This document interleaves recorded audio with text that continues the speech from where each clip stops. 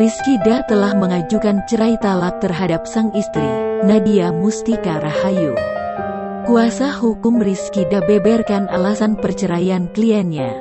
Bari hitungan bulan rujuk, Rizkyda dan Nadia Mustika Rahayu kembali merenggang. Kali ini, pernikahan mereka tampaknya sudah tak bisa diselamatkan lagi. Pasalnya, Rizkyda telah mengajukan cerai talak terhadap Nadia Mustika Rahayu. Terkait penyebab perceraian, Diki Dewanto selaku kuasa hukum Rizkyda angkat bicara. Ia menyebut perselisihan menjadi masalah utama. Perselisihanlah, percekcokan, kata Diki. Diki menambahkan, pihak keluarga sebenarnya telah mencoba memberi wejangan. Namun tampaknya Rizky dan Nadia sudah tidak bisa mempertahankan rumah tangga mereka lagi.